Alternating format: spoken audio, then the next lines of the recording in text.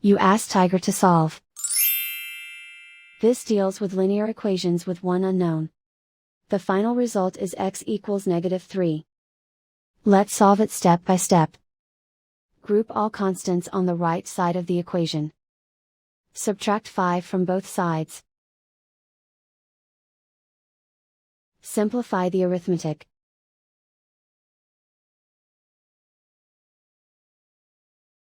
Isolate the x. Multiply both sides by inverse fraction 3/2.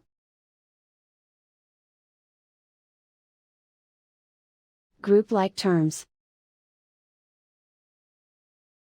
Multiply the coefficients.